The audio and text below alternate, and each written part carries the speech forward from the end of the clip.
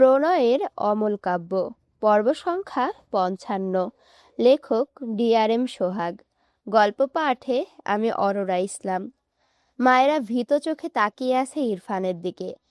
ইরফান আবারও আগের চেয়ে শক্ত কণ্ঠে বলে, কথা কানে যায় না? আর বলবি সারার কথা, বল। মায়েরা দ্রুত দুদিকে মাথা নাড়ায়, অর্থাৎ সে বলবে না। ইরফান একই সুরে বলে, মুখে বল, নয়তো এটা একদম গেড়ে দিব। মায়েরা ভীত কণ্ঠে দ্রুত বলে ওঠে, আর আর বলবো না, আর বলবো না। ইরফান মুহূর্তেই শান্ত হয়ে যায়, শীতল দৃষ্টিতে তাকায় মায়েরার মুখ পানে। মায়েরার চোখ মুখ লাল, চোখে মুখে ভীতি। ডিম লাইটের আলোয় চোখের কোণে লেপ্টে থাকা পানি চোখ এড়ালো না তার। হাতের ভাঙা গ্লাসটা ছুঁড়ে ফেলে পাশের বালিশে শুয়ে পড়ল। ডান হাত বাড়িয়ে মায়েরাকে তার দিকে টেনে নিয়ে দু হাতে জড়িয়ে ধরল। ডান হাত মাথায় আলতো হাতে ছোঁয়ায়, সাথে নরম কণ্ঠে বলে, সরি, ঘুমাও। মায়েরা ইরফানের নরম কণ্ঠ পেয়ে চুপ হয়ে থাকলো। ভীতি ভাবটা হয়তো একটু কমলো, চোখ বুঝলো। ইরফান ঠোঁট বাঁকালো। মায়েরার আচরণে তার মনের ভীষণ প্রভাব পড়েছে বলে মনে হলো না। মায়েরার মাথায় ঠোঁট ছোঁয়ায় খুবই আলতোভাবে, তবে মায়েরা তা বুঝল না। ইরফানের বুকে মুখ ঠেকিয়ে চোখ বুজে রেখেছে। বেশ কিছুক্ষণ এর মাঝেই ঘুমিয়ে যায়।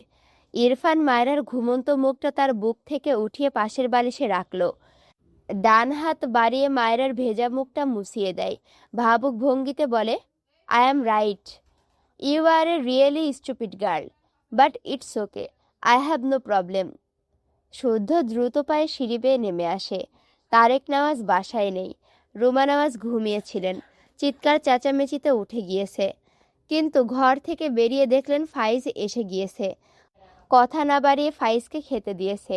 বেশ কিছু কথাবার্তা বলল। ফাইজকে আজ থাকতে বলল রুমা নওয়াজ। তবে ফাইজের কাজ আছে বলে ফাইজ সম্মতি দিতে পারল না।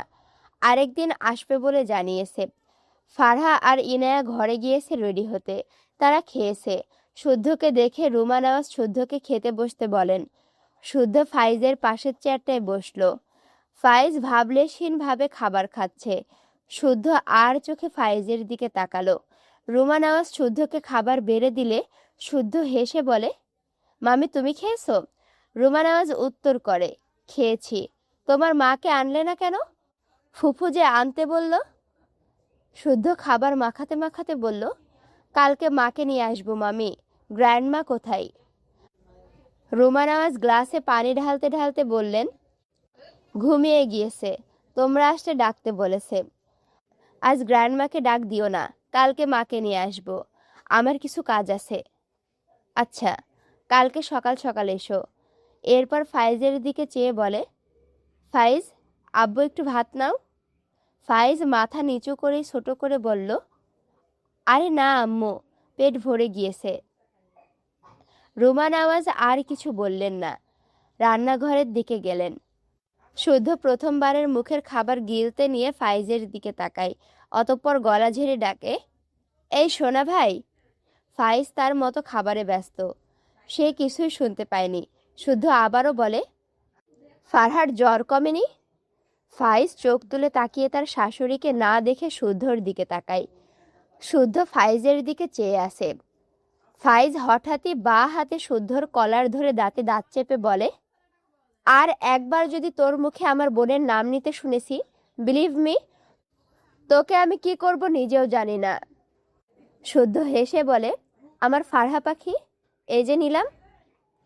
ফাইজ খুব স্বাভাবিকভাবে বলে, ফারহার গলার দাগটা আমার চোখ এড়ায়নি শুদ্ধ।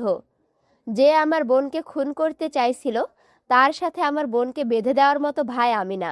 ভালোভাবে বললাম, আমার বোনের থেকে দূরে থাক। আমি আমার এক অ্যাব্রোডের ফ্রেন্ডের সাথে কথা বলেছি। সে নেক্সট উইকে ফারহাকে দেখতে আসবে। দেখার কিছু নেই, দেখেছে ফারহাকে আসলে একবারে। ফাইজ থেমে গেল, কিছু বলল না আর। শুদ্ধ স্তব্ধ চোখে ফাইজের দিকে চেয়ে রইল। ফারহার বিয়ে ঠিক করেছে, তাকে একটা কথা বলল না। ফাইজ তার প্লেটে থাকা খাবারটুকু শেষ করে চুপচাপ উঠে গেল। শুদ্ধ ভাতের প্লেট থেকে হাত ধরে চেয়ারে হেলান দিয়ে চোখ বুঝল। ইনায়া ফারহার ঘর থেকে বেরিয়ে আসে। ফারহার মাথা নিচু, ডাইনিংয়ে বসা শুদ্ধর দিকে বেশ কয়েকবার তাকিয়েছে ফারহা, মুখটা মলিন।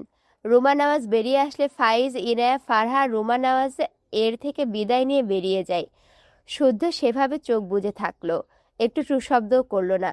রুমা নাওয়াজ এগিয়ে এসে বলে, শুদ্ধ, আব্বু খাচ্ছে না কেন? শুদ্ধ চোখ মেলে তাকায়, নিজেকে সামলে বলে, খেতে পারছি না মামি, কালকে দেখা হচ্ছে। এটা বলে বেসিনে হাত ধুয়ে বাড়ি থেকে বেরিয়ে যায়। শুদ্ধ বাইরে বেরিয়ে দেখলো ফাইজ দুপাশে ইনায়া আর ফারহা ধীরে ধীরে এগোচ্ছে।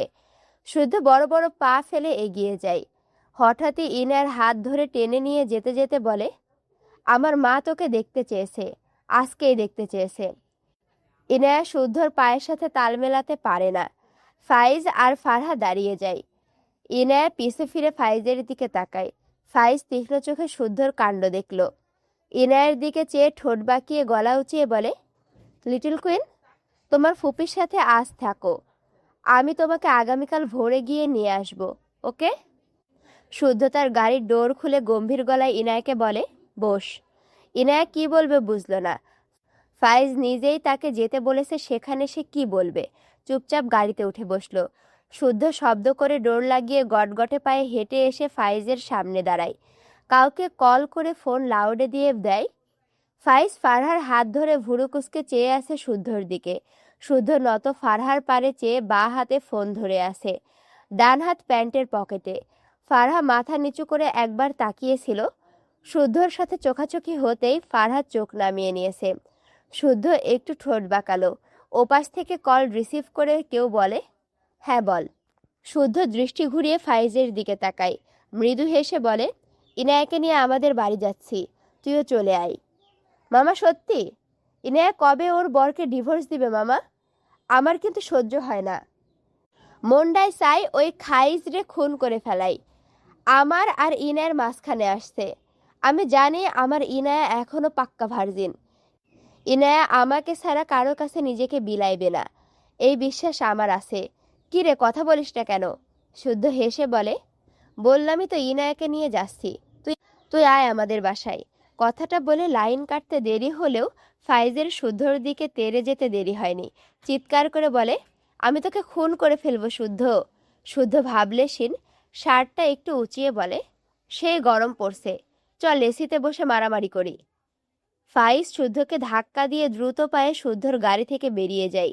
শুদ্ধ পিছু ফিরে তাকালো না। ফারহার সামনে দাঁড়িয়ে ফারহার হাত ধরে ফারহার চোখে চোখ তুলে তাকায়। শুদ্ধর চোখে চোখ পড়ে। শুদ্ধ মলিন মুখে চেয়ে আছে ফারহার দিকে, মৃদু স্বরে বলে, অনেক ভালোবাসি। ফারহার চোখ থেকে পানি গড়িয়ে পড়ে। শুদ্ধ দেখল তা, তবে কিছু বলল না। দ্রুত পায়ে উল্টো ঘুরে তার গাড়ির দিকে এগোয়। ফারহা কোনো কথা ছাড়াই শুদ্ধর পিছু পা মেলায়। ফাইজ ইনায়াকে তার গাড়িতে বসিয়ে দিয়ে শুদ্ধর গাড়ির দিকে তাকালো।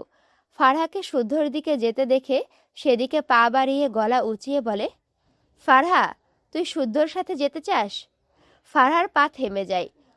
শুদ্ধ ভুরু কুঁচকে পিছু ফিরে তাকায় ফাইজের দিকে, বিরক্ত কণ্ঠে বলে, ওর শ্বশুরবাড়ি ও যেতে চাইবে না তো কি তোর শ্বশুরবাড়িতে পড়ে থাকবে? আমার বউ বহুত ভালো, তোর মতো স্যাঁচরা নাকি? আমি তো বুঝেছি তুই আমার বউয়ের শ্বশুরবাড়ি যেতে চাইছিস ইনডিরেক্টলি, কিন্তু আপাতত বেয়াদ্দপ ফাইজের জায়গা আমার বাড়িতে না, যা দূর হ। ফাইজ বিরক্ত চোখে তাকালো শুদ্ধর দিকে, এগিয়ে এসে বলল, ফারহা, আমার গাড়িতে গিয়ে বস।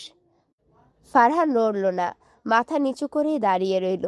শুদ্ধ রেগে বলে, আমার বউ তোর গাড়িতে বসবে কেন? তোর কি আমাকে ফকির মনে হয়? ফাইজ রেগে বলে, চুপ করবি তুই? শুদ্ধ তার গাড়ির ডোর খুলে ফারহার উদ্দেশ্যে বলে, আমার জান, আমার ফারহা পাখি, উঠে বসো তো পাখি। আমি আর তুমি লং ড্রাইভে যাব, বাইরের মানুষের কথায় কান দিতে নেই, এরা ফালতু পেঁচাল পারতে অভ্যস্ত। ফাইজ রেগে বলে, এই বেয়াদ্দব, আমি ওর ভাই। শুদ্ধ ফারহার দুহাত উল্টো পাল্টে চেক করে, এরপর ফাইজের দুহাতও চেক করে হতাশ কণ্ঠে বলে, সরি রে বাইরের লোক, আমি তোদের কারো হাতেই প্রমাণ পেলাম না। বিশ্বাস কর, একটা হাতের কোণায় ছোট্ট করে যদি লেখা থাকতো, তবেই তুই আজ আমার ফারহা পাখিকে নিজের বোন রূপে পেয়ে যেতি। আহারে, তোর কত কষ্ট! বোনকে এতদিন বোন ভেবে এখন প্রমাণ না পেয়ে খুব কষ্ট হচ্ছে না রে? ডান হাত বাড়িয়ে ফাইজের কাঁধে হাত দিয়ে ইনোসেন্ট ফেস বানিয়ে বলে, আমি তোকে পরে মালিশ করে দিব সোনা, চিন্তা করিস না। ফাইজের মেজাজ গরম হয়। এর সিরিয়াস মোমেন্টে এইসব হেয়ালিপনা এ জীবনে যাবে না। শুদ্ধ মিটিমিটি হাসছে। ফাইজ ফারহার দিকে তাকিয়ে রেগে বলে, তুই কি গাড়িতে গিয়ে বসবি? শুদ্ধ ফারহাকে বলে, ফারহা পাখি, তোমার শাশুড়ি তোমাকে খুব দেখতে ইচ্ছে করছে, যাবে না? ফারহা শুদ্ধর দিকে তাকায়। শুদ্ধ মৃদু হেসে ফারহার দিকে চেয়ে আসে। ফারহা মাথা নিচু করে তার ভাইয়ের উদ্দেশ্যে মিনমিন করে বলে, আমি শুদ্ধ ভাইয়ের সাথে যেতে চাই। ফারহার কথায় ফাইজের চেয়ে শুদ্ধ বেশি অবাক হয়।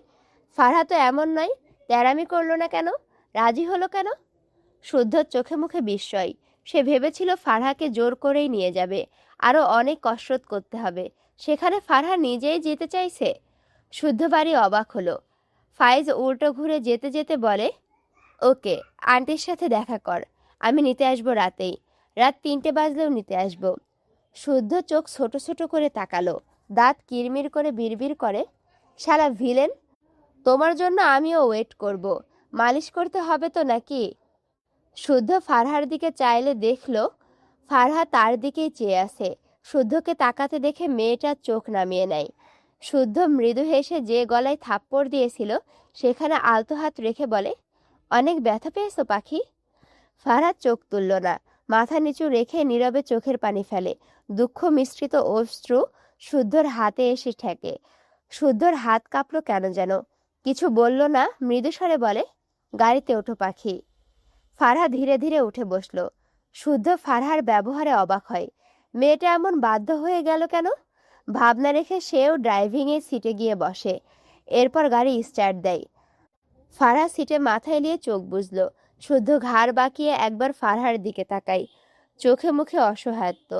ফাইজ কিছু দূর ড্রাইভ করার পর একটা জায়গায় গাড়ি থামায়। ইনায়া নিচু স্বরে জিজ্ঞেস করে, আপনি সত্যিই ফারহা আপুর জন্য পাত্র দেখছেন? ফাইজ ভুরু কুঁচকে তাকালো ইনায়ার দিকে, ভুরু নাচিয়ে বলে, তোমার কি মনে হয়? ইনায়া বোকা চোখে চেয়ে থাকে ফাইজের দিকে। সে কিভাবে জানবে এটা? ফাইজ গাড়ি থেকে বেরিয়ে ইনায়ের পাশে ডোর খুলে দিলে ইনায়া নিঃশব্দে বেরিয়ে আসে। ফাইজ গাড়ির ডোর লাগিয়ে গম্ভীর গলায় বলে, ওকে টাইট দিয়েছি বুঝলে? তোমার ভাই যে লেভেলের বিচ্ছু, আমার একটু টাইট ওর জন্য কিছুই না। এরপর ইনায়া তার ডান হাত আঁকড়ে নিয়ে বলে, এসব বাদ দাও লিটল কুইন, আমার সাথে এসো। ইনায়া পাশ ফিরে দেখলো অন্ধকার একটা জায়গা। মিনমিন করে বলে, এদিকে কোথায় যাবেন? ফাইজ কিছু দূর এগোয়। ইনায়া ফাইজের পাশে এগোয়। ফাইজ গম্ভীর গলায় বলে, লিটল কুইন, একটা সত্যি কথা বলবে? আমি তোমাকে বিলিভ করি, বাট ওই ছেলেটা আমাদের ভেতরের খবর কি করে জানলো? আর তুমিও কেমন যেন, বাদ দিই। তুমি কি অন্য কাউকে লাইক করতে? লাস্ট কথাটা বলতে গিয়ে কণ্ঠ কাঁপল ফাইজের। নিজেকে সামলে নিয়ে পিছু ফিরে তাকালে দেখলো ইনায়া কোন দিকে যেন চেয়ে আছে। ফাইজ দৃষ্টি অনুসরণ করে সেদিকে তাকালে দেখলো সামনে এক অন্ধকার ঝোপের মাঝে চেয়ে আছে। সে পিছু ফেরার আগে ইনায়া একটা বিকট চিৎকার দেয়। ফাইজ দ্রুত ইনায়ের দিকে তাকায়। ইনায়া হাউমাউ করে কেঁদে ওঠে, কাঁদতে কাঁদতে রাস্তায় বসে পড়ে। ফাইজ হতবম্ব। দ্রুত ইনায়ের সামনে হাঁটু মুড়ে বসে বিচলিত কণ্ঠে বলে, লিটল কুইন, কি হয়েছে তোমার? Little queen. ইনায়া দুহাতে মুখ চেপে কেঁদে কেঁদে বলে, আমায় ছেড়ে দাও প্লিজ, আমি বাড়ি যাব, আমায় ছেড়ে দাও। ফাইজ দ্রুত ইনায়াকে কোলে তুলে নিল। গাড়ির দিকে গিয়ে গাড়িতে বসিয়ে দেয় ইনায়াকে। কিছু সময় পর ইনায়ার কান্নার তোর কমে আসে। ফাইজ পানি খাইয়ে দেয় ইনায়াকে। ইনায়া থেকে থেকে কাঁপছে। ফাইজ সিটে বসে ইনায়াকে তার কোলে নিয়ে নিজের সাথে জড়িয়ে নেয়। মৃদুস্বরে বলে, লিটল কুইন, তোমার কি হয়েছে? ইনায়া দুহাতে ফাইজের গলা জড়িয়ে ধরে ফুপিয়ে ওঠে। ফাইজ বিচলিত হয়, মৃদুস্বরে বলে, ভয় পেয়েছো লিটল কুইন? ইনায়া ফোপাতে ফোপাতে ছোট করে বলে, হুম। কি দেখে ভয় পেয়েছো? ইনায়া কিছু বলে না। বেশ অনেক সময় পেরিয়ে গেল। ইনায়াকে চুপ থাকতে দেখে ফাইজ এড়িয়ে গেল ব্যাপারটা। আবারও বলে, সরি, তোমাকে ভুল বুঝেছি মেবি, বাট কাউকে লাইক করলে তোমাকে কিছু বলবো না। যাকে লাইক করো তাকে সুন্দর সুন্দর ট্রিটমেন্ট দিব, তুমি ভয় পেও না। ইনায়া ফাইজকে ছেড়ে মাথা নিচু করে মিনমিন করে বলে, আমার কাউকে পছন্দ ছিল না। ফাইজ মিটিমিটি হেসে মৃদুস্বরে বলে, তাহলে আমাকে পছন্দ ছিল? ইনায়া মাথা ওপর নিচ করে সম্মতি দেয়। ফাইজের হাসি দীর্ঘ হয়। দুহাতে ইনায়াকে জড়িয়ে বলে, এটা তো জানেই, ভাবলাম ক্রাশ ফ্রাশ আছে নাকি। তবুও সরি লিটল কুইন। ইনায়া মাথা নিচু করে উত্তর করে, আপনি আপনার জায়গায় ঠিক আছেন। সরি কেন বলছেন? আমি সরি। ফাইজ ইনায়াকে জড়িয়ে ধরে, মৃদুস্বরে বলে, it's okay, no problem little queen. Shuddho এক জায়গায় গাড়ি থামিয়ে গাড়ি থেকে নেমে যায়। ফারহা বোধহয় ঘুমিয়ে পড়েছে। শুদ্ধ মিনিট পাঁচেক পরেই হাতে একটি প্যাকেট নাপা সাথে দুটো পানির বোতল নিয়ে আসে। গাড়িতে উঠে বসে গাড়ির ড্যাশবোর্ডের ওপর হাতের সবগুলো রেখে দিল। এরপর ফারহার দিকে বেশ কিছুক্ষণ চেয়ে রইল। ঘুমন্ত ফারহার মুখটা কেমন শুকিয়ে গিয়েছে। শুদ্ধ এগিয়ে গিয়ে ডান হাত আলতো করে ফারহার গালে রেখে মৃদুস্বরে ডাকে, ফারহা পাখি। বেশ কয়েকবার ডাকলে ফারহা পিটপিট করে চোখ মেরে তাকায়। শুদ্ধকে তার মুখের সামনে দেখে একটু নড়ে চড়ে ওঠে। শুদ্ধ ফারহার চোখের দিকে চেয়ে মৃদুস্বরে বলে, ভালোবাসি ফারহা পাখি। ফারহা কিছু বলল না, চুপচাপ শুধু চেয়ে রইল শুদ্ধর দিকে। শুদ্ধ তার জায়গায় বসে ডান হাতের শার্টের হাতা কোণই পর্যন্ত গুটিয়ে নিল। জানালা দিয়ে হাত ধুইয়ে প্যাকেটটি হাতে নিয়ে মুখ খুলল। ফারহা শুদ্ধর দিকে তাকিয়ে আছেন। প্যাকেটের মুখ খুললে দেখল সেখানে মোরগ পোলাও। এটা তার খুব পছন্দের। ভাবনার মাঝে শুদ্ধ ফারহার দিকে খাবার এগিয়ে দেয়। ফারহা হ্যাবলার মতো শুদ্ধর দিকে চেয়ে আসে।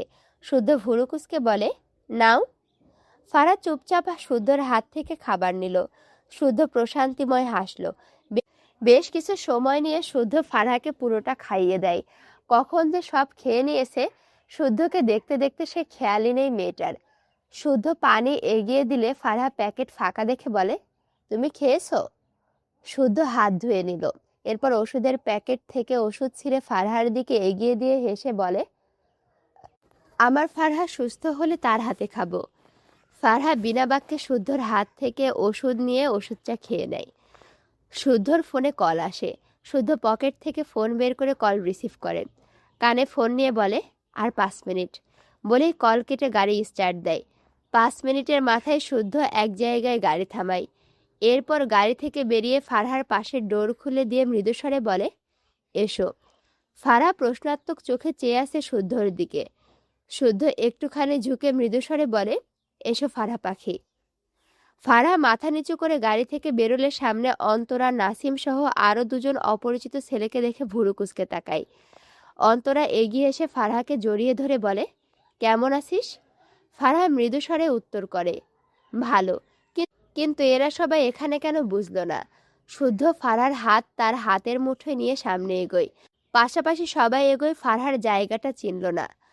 শুদ্ধকে কিছু বলতে চাইলে তার আগে চোখের সামনে বড় করে কাজী অফিস লেখা চোখে পড়ে। ফারহার পা থেমে যায়। শুদ্ধ পিছু ফিরে ভুরু কুঁচকে তাকায় ফারহার দিকে। ফারহার দৃষ্টি অনুসরণ করে বুঝল ফারহার মনোভাব। এক পা এগিয়ে এসে ফারহার সামনে দাঁড়ালে ফারহা বিস্ময় দৃষ্টিতে শুদ্ধর দিকে তাকায়। শুদ্ধ দুহাতের আজলায় ফারহার মুখটা আগলে নিয়ে মৃদুস্বরে বলে, আমার বউ হবে ফারহা পাখি। ফারহা নীরব চোখে চেয়ে থাকে শুদ্ধর দিকে। শুদ্ধ আবদারের সুরে বলে, হবে না? ফারহা চোখ নামিয়ে নেয়, মিনমিন করে বলে, কাউকে না জানিয়ে এভাবে? শুদ্ধ ফারহার কথার মাঝে বলে ওঠে, নেক্সট ডে মাকে মামাকে তোমাদের বাসায় পাঠাবো। এখন তোমাকে বউ বানাবো, এসো। ফারহা কি বলবে বুঝল না। নাসিম এগিয়ে এসে বলে, কিরে ভাই, আর কত টাইম লাগাবি? রাত বিরাতে তোর জন্য আমাদের অনেক ধকল গিয়েছে, বহুত কষ্টে কাজে পাইছি, এবার দয়া করে আয়। শুদ্ধ বিরক্তি কণ্ঠে বলে, যা তো, ডিস্টার্ব করিস না। অন্তরা এগিয়ে এসে বলে, আমি বললামই কালকে আঙ্কেল আন্টি কাজে নিয়ে যাবে না হয়, কিন্তু না, ওর আজকে মানে আজকেই বিয়ে করা লাগবে। এক আত পাগলের বউ হবি নাকি? সুস্থ কারো বউ হবি ফারহা? এখনো টাইম আছে, বলে ফেল। শুদ্ধ কটমটে দৃষ্টিতে তাকায় অন্তরার দিকে। রেগে বলে, তোদের জন্য আমি আজকেই ফারহাকে বউ বানাবো। আমার বউকে নিয়ে তোরা টানাটানি করিস কেন? মেজাজ খারাপ লাগে।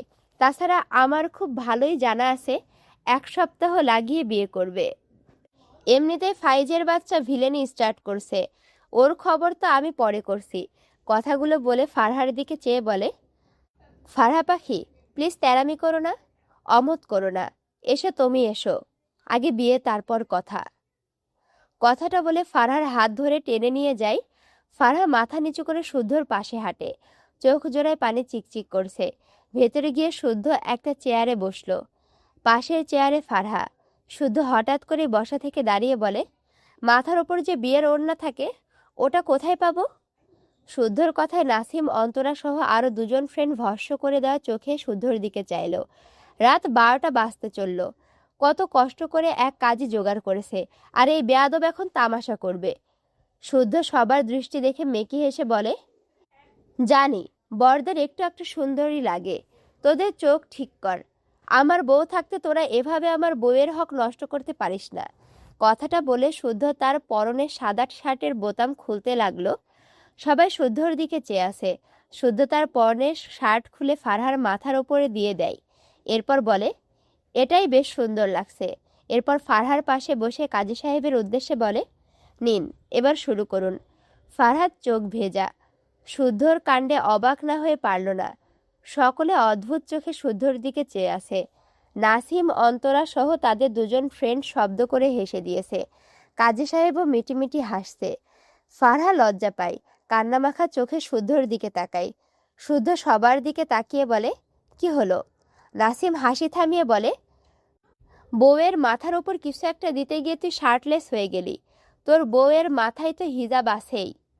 শুদ্ধ বিরক্ত হয়ে বলে, তোরা বুঝবি না, ফারহাকে সুন্দর লাগছে। ওর মাথার ওপর সাদা কিছু থাক, আমার গায়ে সাদা স্যান্ডো গেঞ্জি আছে, এখন বর বউ লাগবে। শুদ্ধর লজিক শুনে সব মুখ টিপে হাসছে। নাসিম শুদ্ধকে সামনে গিয়ে ফটাফট কয়েকটা পিক তুলে নিল। না হেসে ও পারছে না, হাত দিয়ে দেখিয়ে বলল, সেই লাগছে আমাদের শুদ্ধ বাবুকে। গায়ে স্যান্ডো গেঞ্জি, হাতে দামি ঘড়ি, পায়ে জুতো, ব্ল্যাক প্যান্টটাও দারুণ, স্যান্ডো গেঞ্জিটা একটু বেশিই দারুণ। নাসিমের কথায় সবাই হাসছে। শুদ্ধ পাত্তা দিল না, তার যেভাবে ইচ্ছে সেভাবে বিয়ে করবে। বিরক্ত কণ্ঠে বলে, তো আমি কি পাতলো নাকি যে আমাকে শার্ট ছাড়া আবার লাগবে? পাশ ফিরে ফারহার দিকে তাকিয়ে দেখল ফারহা তার দিকে অদ্ভুত চোখে চেয়ে আছে। শুদ্ধ চোখ ছোট ছোট করে তার স্যান্ডো গেঞ্জি টেনে বলে, তুমি বললে এটাও খুলে ফেলবো। ফারহা চোখ সরিয়ে নেয়।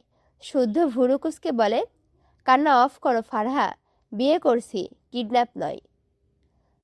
ফারহা মাথা নিচু করেই রইল, কিছু বলল না। প্রথমে রেজিস্ট্রি পেপারে সাইন করে শুদ্ধ।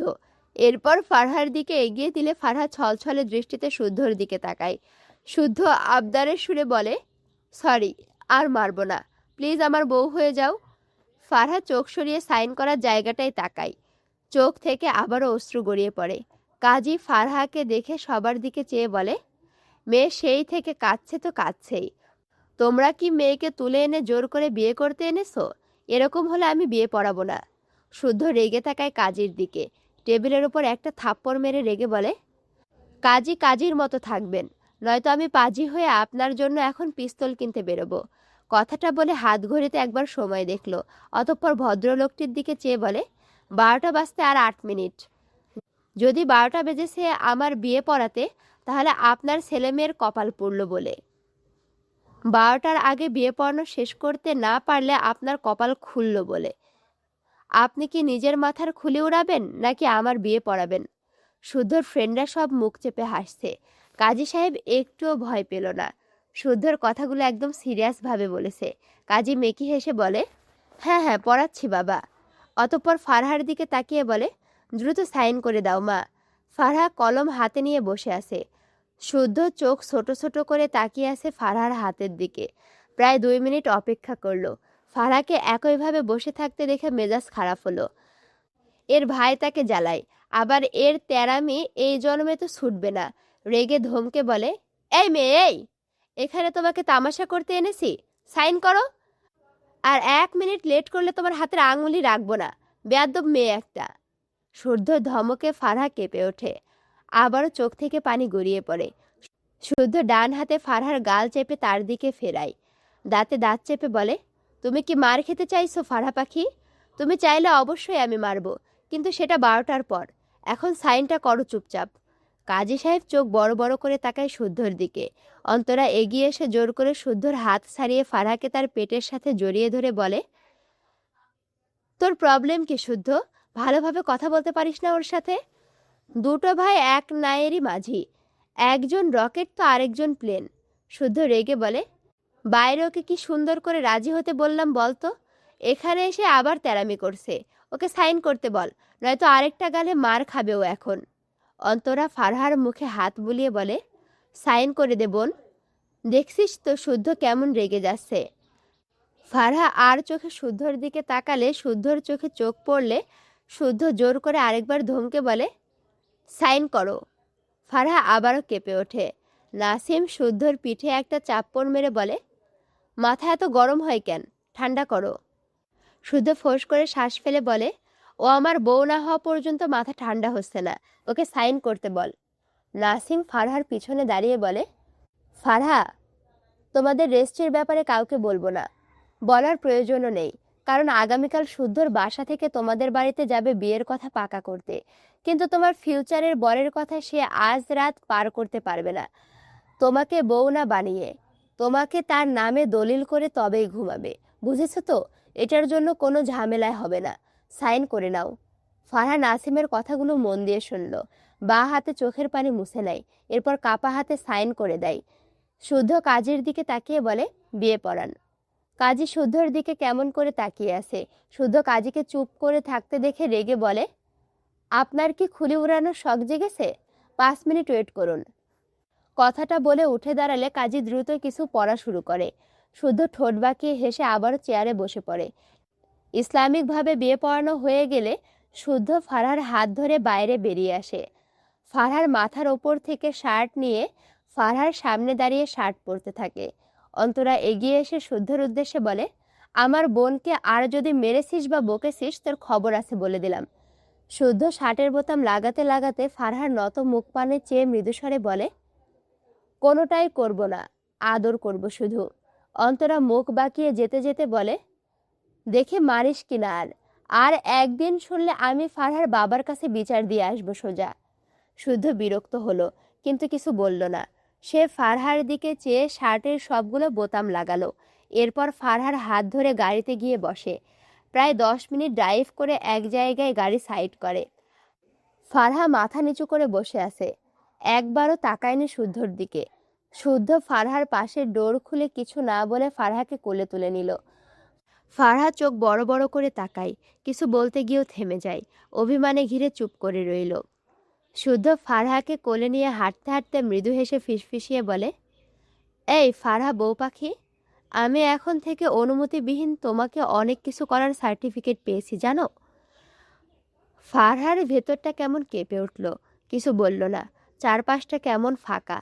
শুদ্ধ বেশ কিছুক্ষণ হেঁটে ফারহাকে এক জায়গায় নামিয়ে দেয়। ফারহা খেয়াল করলো তারা নদীর পাড়ে এসেছে। শুদ্ধ ফারহার দিকে চেয়ে আছে। ফারহা নদীতে টলমলে পানির ওপর থেকে দৃষ্টি সরিয়ে শুদ্ধর দিকে তাকালে দেখল শুদ্ধ কেমন করে যেন তাকিয়ে আছে। আশেপাশে কৃত্রিম কোনো আলো নেই, তবে চাঁদের আলোয় খুব বেশি অস্পষ্ট লাগলো না। ফারহা জিভ দিয়ে ঠোঁট ভেজায়। শুদ্ধ হঠাৎই ফারহাকে শক্ত করে জড়িয়ে নেয় নিজের সাথে।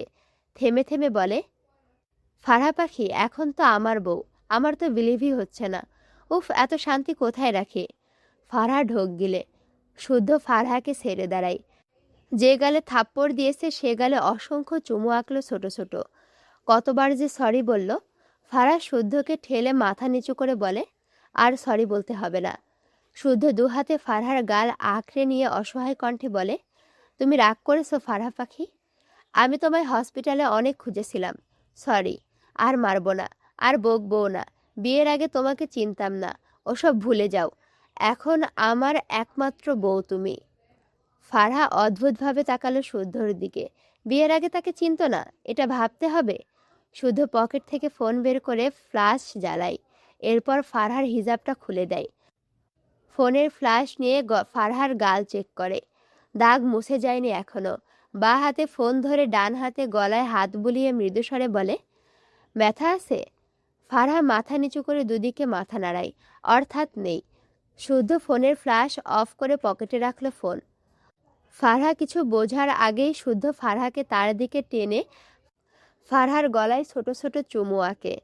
ফারহা কারেন্ট শক খাওয়ার মতো কেঁপে ওঠে। শুদ্ধ মৃদু হাসে, এরপর মাথা তুলে তাকায়। দুহাতে ফারহার মুখ আগলে নিয়ে ফারহার কপালের সাথে কপাল ঠেকিয়ে মৃদুস্বরে বলে, বিয়ের জন্য এই কাজ পেন্ডিংয়ে ছিল, আরও অনেক কিছু পেন্ডিংয়ে আছে, কিন্তু আজ তোমাকে ছুটি দিচ্ছি ফারহা পাখি। ক্লান্তিতে নুয়ে পড়া সূর্যটা ধীরে ধীরে ডুবে যাচ্ছে। আশেপাশে বড় বড় বিল্ডিং, তার ফাঁকে সূর্য ডোবার দৃশ্য একটু একটু দেখা গেল। মায়েরা বেলকনির মেঝেতে মন খারাপ করে বসে তা দেখল। কলেজ থেকে ফিরেছে একটু আগে। ইরফান রেখে গিয়েছে তাকে, ভেতরে আসেনি, তাকে নামিয়ে দিয়েই কোথায় যেন চলে গেল। এটা একটা মায়েরার মন খারাপের কারণ। মায়েরা জিজ্ঞেস করেছিল কোথায় যাবেন। ইরফান ছোট করে উত্তর করেছিল, অফিস।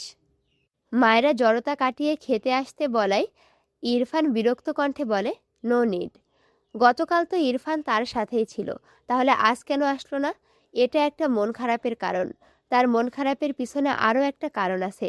হঠাৎই গতকালকের বলা ইরফানের দাদির একটা কথা মনে পড়ল।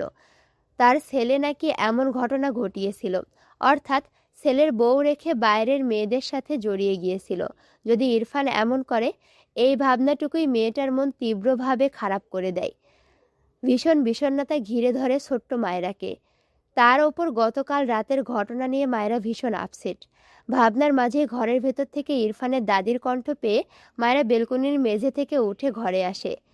ইরফানের দাদিকে বেডের ওপরে বসে থাকতে দেখে মায়েরাও এগিয়ে গিয়ে বসলো দাদির পাশে। ইরফানের দাদি মায়েরার দিকে তাকিয়ে অবাক হয়ে বলে, আরে মেয়ে, তুমি আবার জামা পরছো কেন? আমি যে শাড়িগুলো তোমাকে দিলাম ওইগুলো কি করছো? মায়েরা মিনমিন করে বলে, রেখে দিয়েছি। আহা, তুলে রাখলে তো হবে না, সব সময় পরে থাকতে হবে মায়েরা। আমার কথা বুঝতে পারছো না তুমি? মায়েরা শাড়ি না পরায় বয়স্ক মহিলা অসন্তুষ্ট হলেও মায়েরা কোনো গহনা খোলেনি, এতে বেশ সন্তুষ্ট তিনি। ফুলের মতো মেয়ে, গহনাগুলো পরলে মেয়েটা কেমন জলজল করে চোখে লাগার মতো। মায়েরা আজ ইরফানের দাদির কথায় রিয়্যাক্ট করলো না। পা দুটো তুলে ভালোভাবে বসে খুব সিরিয়াস হয়ে প্রশ্ন করে, দাদিমা, ছেলেরা বাইরের মেয়েদের দিকে কেন নজর দেয়? ইরফানের দাদি মায়েরার গালে হাত দিয়ে বলে, যারা খারাপ মানুষ তারাই ঘরে বউ রেখে বাইরের মেয়েদের দিকে ঝুঁকে পড়ে। তবে কখনো কখনো বউরা মুখ ফিরিয়ে নিলেও ছেলেরা বাইরে নজর দেয়, তখন ছেলে মেয়ে দুজনেরই দোষ থাকে। আবার বউ মন মতো না হলেও এমন করতে পারে। মায়েরা ঢোক গিলল দ্বিতীয় কারণটা শুনে। ইরফানের দাদি আবারও বলে, এজন্য তুমি আমার দাদু ভাইয়ের কাছে কাছে থাকবে, তাহলে তোমার এইসব চিন্তা থাকবে না। আমার ছেলের ক্ষেত্রে এমন হয়েছিল, বুঝেছো? তার থেকে ছোট বয়সী মেয়েকে বিয়ে দেওয়ায় মানছিল না, বাইরের মেয়েদের সাথে মেলামেশা করত। পরে অবশ্য ভালো পথে এসেছিল। কিন্তু তোমরা তো এতটাও ছোট না, তাই না? এটা আমাদের পরের জেনারেশনরা বুঝতে চায় না। আমার ছেলের কাহিনীটা তো ইরফানের কাছে এসে রিপিট হয়েছে, এই জন্য আমি আরও আগে আসতে চেয়েছিলাম। তুমি শাড়ি পরলে তোমাকে বড়দের মতো দেখায়। আমার ইরফান দাদুভাই তাহলে আর তোমাকে ছোট বলবে না, বউকে নিয়ে সংসার করবে, বুঝেছো? মায়েরা চুপ করে শুনল। সে তো গতকাল ফিরিয়ে দিয়েছিল ইরফানকে, তাহলে ইরফান কি তাকে ভুলে যাবে, অন্য মেয়েদের কাছে যাবে? ভাবতেই গলা শুকিয়ে আসলো। বেড থেকে নেমে টেবিলের ওপর থেকে এক গ্লাস পানি খেয়ে নেয়। সে কি অনেক বড় হয়ে গিয়েছে? তার তো 16 বছর হতে এখনো 2 মাসের মতো বাকি। স্বামীরা কি বউদের সুযোগ দেয় না? স্কুলে পড়ার সময় তার বান্ধবীদের সাথে এসব নিয়ে অনেক মজা করত, কিন্তু নিজেদের কখনো এই সিচুয়েশনে বসিয়ে ভাবেনি তারা। আজ সে নিজেই সেই সিচুয়েশনে পড়ে তার দম বন্ধ লাগছে। ইরফান তাকে আগের মতো মনে রাখবে না, যত্ন করবে না, এসব যেমন মানতে পারছে না, তেমন এই ব্যাপারে সে সহজ হতে পারছে না। তাহলে কি করতে হবে তার? তার তো পরিবারও নেই, আছে তবে সেখানে তো তার যাওয়ার জায়গা নেই। চোখ জোড়া ভিজে উঠল। ইরফানের দাদিকে কেউ কল দিয়েছে, তিনি কথা বলায় ব্যস্ত হলেন। মায়েরা ধীর পায়ে আবারও বেলকনিতে গিয়ে দাঁড়ায়। বেলকনির রেলিং মায়েরার কোমর পর্যন্ত, ওপরের দিকে ফাঁকা। মায়েরা হালকা নিচু হয়ে দুহাত রেলিংয়ের ওপরে রাখে, খানিকটা ঝুঁকে বিষণ্ণ মনে চেয়ে ব্যস্ত শহরটায় চোখ বুলায়। গাড়ি আসছে যাচ্ছে। ইরফানের গাড়ি খুঁজতেই অজান্তেই কখনো কখনো মায়েরার চোখের পানি ছুটাছুটি করে।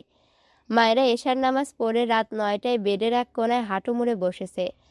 মাঝে মাঝে একটু নড়ে চড়ে আবারও সেভাবেই বসে চুপচাপ কি যেন ধ্যান করছে। একটু পরপর ঘড়িতে সময় দেখে, 11টা 30। মায়ের আর ভালো লাগছে না কিছু। ইরফানের দাদির কথাগুলো সে হজম করতে পারছে না। ইরফান আসে না কেন? এতক্ষণে তো চলে আসতো, আজ আসছে না কেন? আরও ২০ মিনিট এভাবেই বসে থাকলো। এরপর বেড থেকে নেমে বাংলা বই নিয়ে সোফায় বসলো। ফিজিক্স, কেমিস্ট্রি, ম্যাথ এই সাবজেক্টগুলো টিচার লাগবে তার। এসব তো তার মাথার ওপর দিয়ে যায়। বাংলা বই খুলে কবিতা বের করলো একটা। বাংলা বই পড়তে তার খুব ভালো লাগে বরাবরই, কিন্তু আজ মন বসছে না। এক লাইন পড়ে আর ঘড়ি দেখে নয়তো ভাবনায় ব্যস্ত। এভাবে প্রায় ৫০ মিনিট পার করলো। ঘড়ির কাঁটা ১২টার ঘরে। মায়রার সব কিছু অসহ্য লাগছে। দুঃখে চোখ থেকে পানি গড়িয়ে পড়ে। ইরফান আসে না কেন? তাকে ভুলে যাচ্ছে? ইরফানের দাদির বলা কথাগুলো ভাবতেই চোখের পানি বইয়ের ওপর টুপটুপ করে পড়ল। মায়েরা বিরক্ত হয়ে বইটা ঠাস করে সেন্টার টেবিলের ওপরে রেখে সোফার ওপরে ডান কাত হয়ে শুয়ে পড়ে। এইভাবে থাকতে থাকতে একসময় মায়েরা ঘুমিয়ে পড়ে।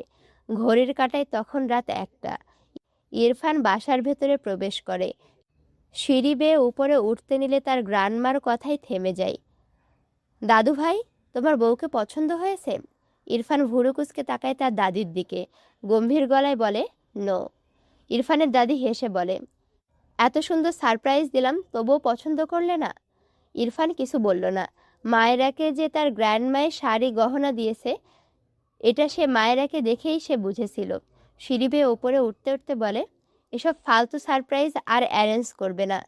ইরফানের দাদি মিটিমিটি হেসে বলে, কি বলো? আমি তো এসেছি এজন্য দাদু ভাই, আজকে সারপ্রাইজ আছে। ইরফান বিরক্ত হলো। আজ আবার কি করলো? তবে পাত্তা দিল না। গটগটে পায়ে তার রুমের দিকে এগিয়ে যায়।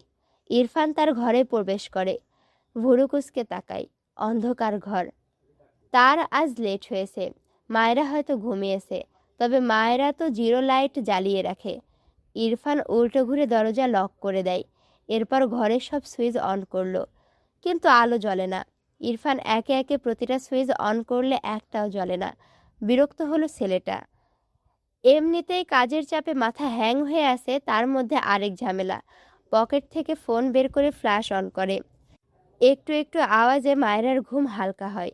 চোখ জোড়া মিটমিট করে খোলে। ঘুমো ঘুমো চোখে একদম অন্ধকারের মাঝে একটা ছায়ামূর্তি দেখে সর্বশক্তি দিয়ে চিৎকার করে ওঠে। শরীর নড়ে ওঠে। সোফার কোনায় এসে পড়াই সোফা থেকে ঠাস করে মেঝেতে পড়ে যায়। ইরফান হতভম্ব। দ্রুত বেড থেকে ফোনের ফ্ল্যাশ অন করে দেখল বেড ফাঁকা। ধপ করে কিছু পড়ার শব্দ পেয়ে ইরফান দ্রুত পায়ে বেডের অপর পাশে চেক করে, তবুও ফাঁকা দেখে। ইরফানের চোখে মুখে ভীতি। এত জোরে চিৎকার, সাথে পড়ে যাওয়া। কোথায় তার বাটফ্লাওয়ার? দ্রুত বেলকনির দিকে যেতে নিয়েও পিছু ফিরে আসে সোফার কাছে শব্দ পেয়ে। এক প্রকার দৌড়ে এসে সোফার সামনে থেকে সেন্টার টেবিলে বাম দিকে একটা জোরে লাথি দেয়। ফলস্বরূপ সেন্টার টেবিল বেশ অনেক দূরে ছিটকে সরে যায়। ইরফান ফোনের ফ্ল্যাশ মেঝের দিকে ধরলে দেখল মায়েরা উপুর হয়ে পড়ে আছে। ইরফান দ্রুত হাঁটু মুড়ে বসে হাতের ফোন মেঝেতে উল্টো করে রেখে মায়েরাকে দু হাতে আগলে নেয়। বিচলিত কণ্ঠে আওড়ায়, আরে ওকে? মায়েরার শরীরে যেন শক্তি নেই। এই ইহজীবনে এত ভয় পেয়েছে কিনা তার মনে পড়ে না। শরীর কাঁপছে মেয়েটার। ইরফান হাঁটু মুড়ে বসে দু হাতে মায়েরাকে সোফার ওপরে শুইয়ে দিল। মায়েরার শরীরে কম্পন বুঝতে পেরে ইরফান মায়েরাকে তার বুকে জড়িয়ে নিল। মায়েরা পেটে ব্যথা পেয়েছে ভীষণ, সাথে ভয়ে আত্মার পানি শুকিয়ে গিয়েছে। তার রেশে এখনও শরীর কাঁপছে না চাইতেও। ইরফান মায়েরার গালে ডান হাত দিয়ে মৃদুস্বরে বলে, I am here, don't worry little girl. মায়েরার এত অভিমান হলো এই লোকটার ওপর। সে কতক্ষণ অপেক্ষা করতে করতে এখানে ঘুমিয়ে গিয়েছিল বুঝতেই পারেনি। অতিরিক্ত ভয়ে চোখের কোণে জমে থাকা পানির সাথে অভিমান অশ্রু মিশ্রিত হয়ে চোখের কোণ ঘেঁষে গড়িয়ে পড়ে। মাথা বাঁকিয়ে ইরফানের বুকে মুখ ঠেকিয়ে রাখল। ইরফান মায়েরার গলা চেক করলে দেখল মেয়েটা ঘেমে গিয়েছে। ইরফানের এত রাগ হলো তার গ্র্যান্ডমার ওপর। গ্র্যান্ডমা যদি তার চেয়ে ছোট হতো, আজ গুনে গুনে 100টা থাপ্পড় দিত ইরফান তাকে। আসসালামু আলাইকুম রহমতুল্লাহ। কেমন আছো তোমরা সবাই? তোমরা অনেকেই আমার কাছে কমেন্ট করেছো আমার পরীক্ষা কেমন হয়েছে। আমার পরীক্ষা ভালো হয়েছে, তবে এই পরীক্ষার লেখা নিয়ে একটা মজার কাহিনী ঘটছে। এটা তোমাকে আমি আগামী পর্বে শোনাবো। কারণ আমি এখন অনেক অসুস্থ, আমার পক্ষে কথা বলাটা অনেক কঠিন হয়ে যাচ্ছে, কিন্তু কাহিনীটা অনেক মজার। শোনো, ভিডিওতে বেশি বেশি করে লাইক কমেন্ট শেয়ার করো। আর আমার নতুন চ্যানেলে গিয়ে যদি আমার আলাদিন উপন্যাসটি না দেখে থাকো, এখনই গিয়ে আমার আলাদিন উপন্যাসটি দেখো। দেখা হচ্ছে পরবর্তী ভিডিওতে। বরাবরের মতো আমি তোমাদের সাথে আছি, তোমাদের অপ্রিয় পাঠিকা অরোরা ইসলাম। আল্লাহ হাফেজ।